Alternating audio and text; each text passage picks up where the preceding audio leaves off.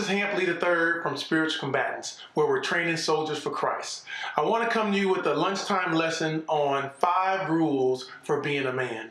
And when I thought about this lesson, I thought about there's a Head and Shoulders commercial with Odell Beckham Jr. And he talks about how his shoulders carry a lot of names, and he goes through the processes and it shows the different names that he may go by. And I think about, as a man, the names that I may go by as well. I'm a husband. I won't share my wife's pet name. So there's the husband. I'm daddy. In the military, I'm chief. Some people know me in church circles as pastor, others as elder, some of them as minister, and then I want to be known as a disciple of Christ. And so there's so many names that we have and our shoulders are carrying, and each one of them requires a certain responsibility, or the people that are looking to us, that call us by those names, are looking for something from us. And so I want to talk about these 5 simple rules for being a man. And so the notes just kind of came out today, and so I'll read from my notes a little bit and then also share some scripture. So let's go into that. So rule number 1 is to have integrity. So in having integrity, the definition of integrity is the quality of being honest and having strong moral principles, moral uprightness, honesty, good character, ethics, morals, righteousness, virtue, decency, fairness, sincerity, truthfulness, and trustworthiness. So as a man, if I have integrity, it means that I have some good principles. People know that I'm be on time. You know, my word is my bond. If I say I'm gonna do something, I'm gonna do it. You know, you remember back when a simple handshake would close a deal? That if I shake someone's hand and say, hey, I'm gonna do this at this time, they can count on the fact that I'm gonna be there. My wife doesn't have to think that I'm out in the streets clubbing, or I'm out sleeping with other women. I'm out there doing things I shouldn't be doing. I have integrity. That is uprightness, honor, that I'm an honorable man. I display that in my words and in my deeds. I have integrity. And so there's a couple scriptures I want to share. So Proverbs 6:16 and 19 says, "There are 6 things doth the Lord hate, yea, 7 are an abomination to him: a proud look, a lying tongue, hands that shed innocent blood, a heart that deviseth wicked imaginations, feet that be swift in running to mischief, a false witness that speaketh lies, and he that soweth discord among the brethren." Those are some things that the Lord hates, but that goes along with me having some integrity, and then also the good character. And I'm gonna go off on one more scripture, Proverbs 20 and 23. "Diverse weights are an abomination unto the Lord, and a false balance is not good." And that's how I deal with my business. So when we're in our jobs, when people see us from the outside, they're not thinking like, man, that guy is shady. You know, you can't ever trust him. He's always lying, or he always has some ulterior motive. No, everything I do is on the up and up. Everything is honest. I have balanced scales. I'm not trying to cheat anybody. I'm just going to do everything in a right standing. Integrity is that's who I am. And when people say like, man, I'm looking for somebody with integrity, they think of you. And that's the goal in here, being a man. Number 1 is having integrity. Now, number 2 is to be responsible. Being responsible is to work hard, pay your bills on time, be financially secure. Don't give your wife or your children anything to worry about. And this is just, hey, if you have a job, work your job to the best of your ability. If you don't have a job, go get one, because you have some responsibilities. Pay your taxes, pay your bills on time. Make sure, and when I went around as far as your responsibilities with your wife, there's some with your children I'll get into in a second. But don't when I was talking about giving your family something to worry about, they shouldn't be worrying about where the next meal is coming from. And if you are in a situation where in between jobs, they know that you're grinding as hard as you can to try to make ends meet, to make sure that they're taken care of. You're praying, you're leading your family well. They know that you're going out there to help them, and you're working hard for them. About being a man, being responsible.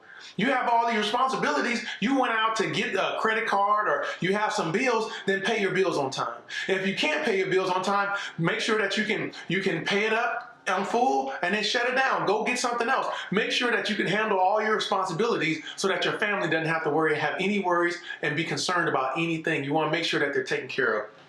And so in scriptures here, in 1 Thessalonians 4:11 and 12, Paul's writing to the church in Thessalonica. He says, "And that ye study to be quiet, and to do your own business, and to work with your own hands as we commanded you, that ye may walk honestly toward those that are without, and that they may be lacking, and that ye may be lacking nothing."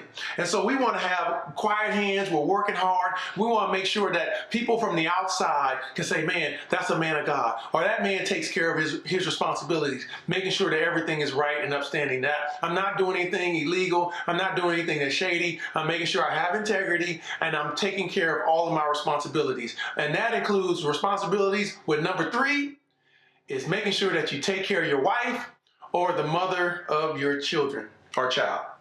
So now for children, for us, and even for me growing up, what we watch is like our parents, our grandparents. For me, I was watching my grandparents very closely. And so that's how we see how a man loves a woman, how I saw how a woman is to be taken care of. You see how things go. And when my grandfather passed away, in I believe 2005. And so in 2005, he passed away. And when the will came out and everything was read, I realized that my grandmother would never have anything to worry about. Money would be one thing she would never, ever be concerned about as long as she lived. And the only thing I thought about was, that's how a man takes care of a woman. And that's what I want to do. I don't want, when I pass away, if I pass away before my wife, that my wife don't have any worries. She ain't thinking about nothing. She may be thinking about some other stuff, but money and bills and where you're living at isn't one of them.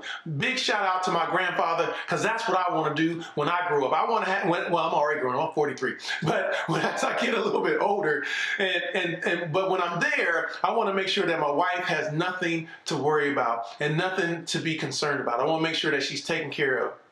And so I want to make sure that I'm taking care of her in that way. But then it was also important, and I didn't learn this till a little bit later on, and that I needed to be able to provide my daughter with a good example of, number one, a man, a father, a husband, and also how a man treats a woman. And when I was younger, I'm going at my wife, we arguing and fighting and carrying on and doing all this stuff. It gets to a point where it's like, okay, I got to be able to treat you with respect and care like the word says I'm supposed to do.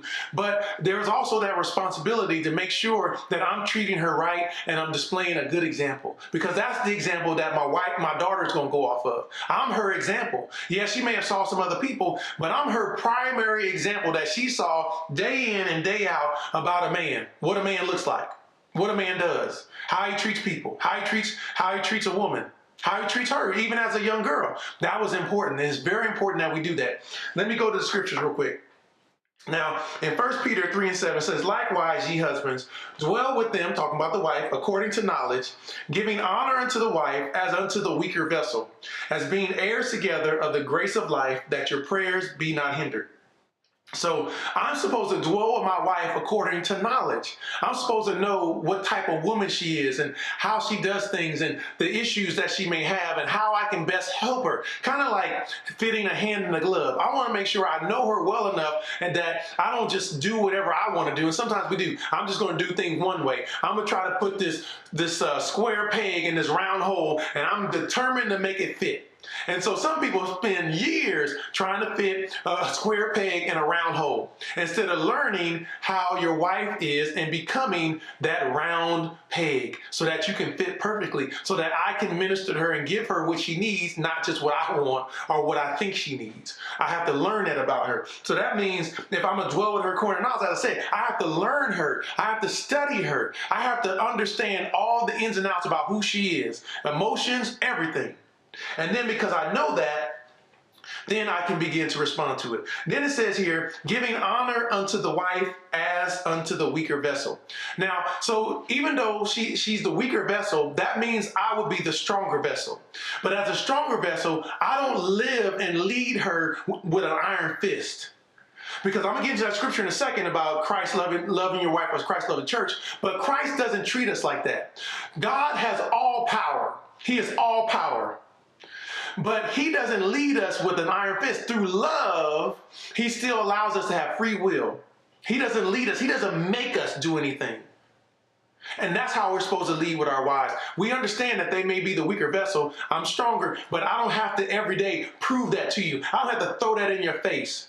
I understand that, but I'm still responsible. Even though she's the weaker vessel, I'm supposed to give her honor. I'm supposed to give honor to my wife in word and in deed, that she feels that she's honored. From what I'm saying around my friends and family members, that I'm taking care of her, that she feels that she's in a comfortable location. I'm doing everything I can to honor her. And then we live together, being heirs together of the grace of life. God has, for those that are married, God has given you a wife. You found a good thing and you found favor from the Lord. And so now let me dwell with her in this grace of life, that my prayers won't be hindered.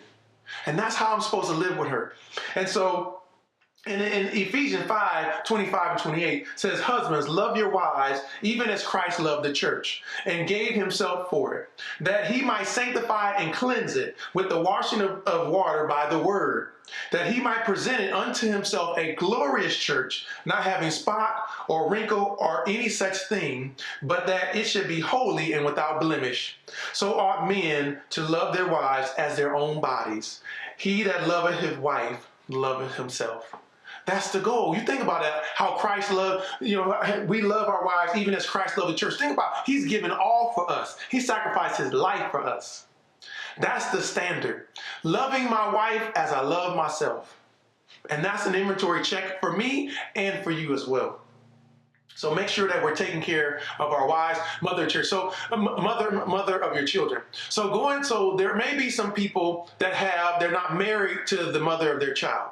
Now, this is not the time for you to be arguing and fighting with them. And sometimes some men or women are arguing with the mother of their child or the father, either or, because they're mad because they can't be in a relationship together, or you don't like them, or some other issue.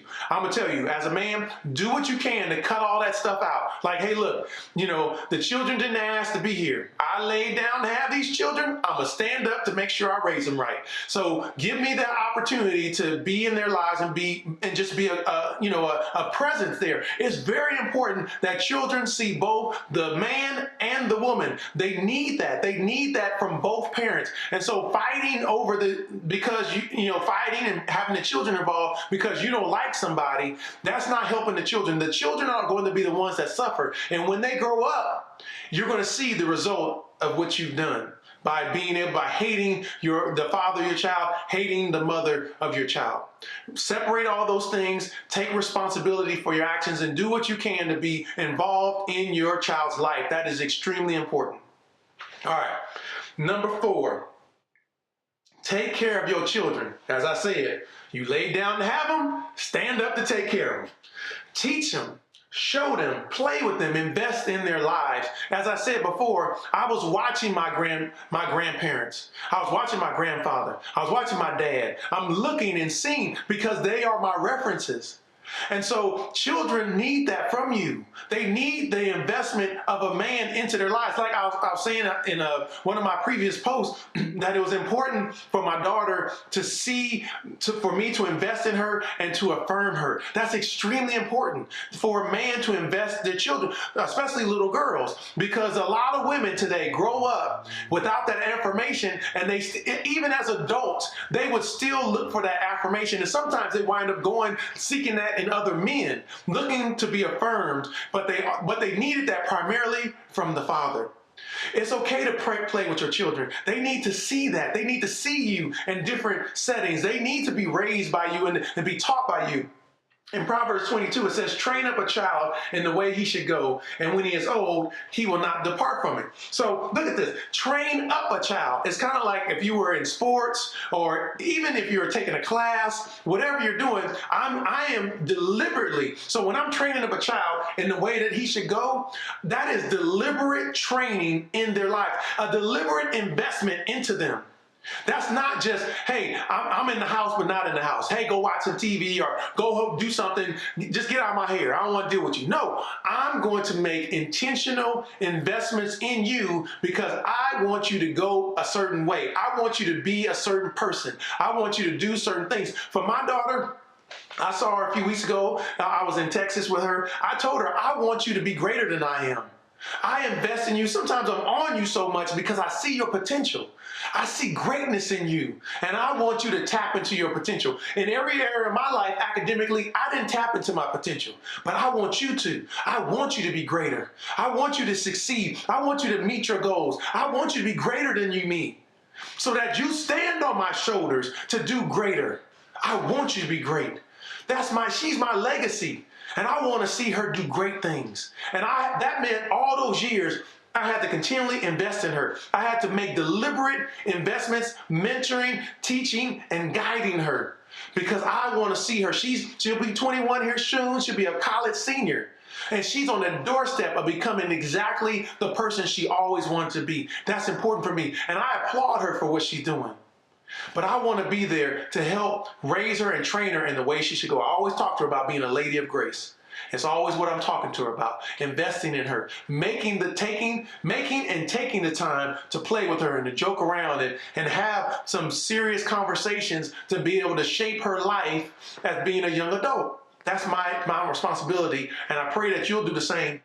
To train up your child, because when they're old, they won't depart from it. Sometimes we kind of wild out a little bit when we're younger. I know I was wilding out, but I always remember the example of my grandparents. And so as a married man and now I have a daughter, that I reference back to that. I wanted what they had. I wanted what my grandparents had. And so that's what I was working. If that's my focus, then I'm going to train my child up in that same way. I want that for her. All right, and number 5, be humble. And so many times we think that a strong man doesn't apologize, strong men don't cry, strong men are boastful and always have their head up. And so we kind of give that image and picture, but there's nothing wrong with a man saying that, I'm sorry, I was wrong. Can you please forgive me for that? I shouldn't have said those things. I shouldn't have did that. I apologize. I've had to apologize to my wife and my daughter for things that I've said and done. I've cried. I mean, my daughter see me fall out crying. And my wife in church, I fall out. I'm crying. I'm not afraid to share emotions. And I think that there's some strength. There's strength in that. There's strength in asking for help. Sometimes as men, we feel bad for asking for assistance from somebody. It takes a village to raise people, including me. And so there shouldn't be anything wrong with us asking for help or assistance, somebody else can give us a hand up, a leg up. Somebody may have the exact thing that we need, but because we're so prideful, we won't even ask for help. And God may be putting that person right in your life. They are willing to give it to you, but you're not even willing to ask because men don't do that. Let me go to Proverbs 22:4. It says, by humility and the fear of the Lord are riches, honor, and life. And Proverbs 16:18, pride goes before destruction and a haughty spirit before a fall. Oftentimes, when we're prideful, we can't see the path of destruction. We can't see destruction is coming before us. And if you've noticed, and I've lived long enough to where that's how God had to humble me. He had to get me to a situation where I was prideful. I wouldn't listen to him, and I wouldn't listen to wise counsel, and so I would be destroyed. God would bring destruction in my life to where, oh, okay, Lord, I hear you now. I'll go and do what you said to do.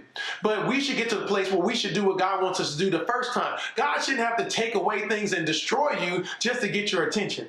If you know what's right to do, do it. If you know what's in the Word, don't say, oh man, and there were some times for me, God's convicted me about my family and taking care of my family. Oh God, I'm convicted, but I'm not going to do anything about it. You know, it's good and nice to be convicted of something. The Holy Spirit's coming to convict you, but act on it in a positive manner. Don't just put it on the shelf. Go back to it. Lord, help me. Help me to be the man that you want me to be. So I pray this was just 5 quick things. Let me go over them real quick. Number 1, just as a review. Number 1, have integrity. Number 2, be responsible. Number 3, take care of your wife or the mother of your children. Number 4, take care of your children. And number 5, be humble. And I pray that these 5 rules for being a man will bless you. I pray that you really consider them and that you can find a way to incorporate them into your life. Please take some time to comment, shoot me an email, and we can chop it up a little bit further. May God bless you abundantly. God bless.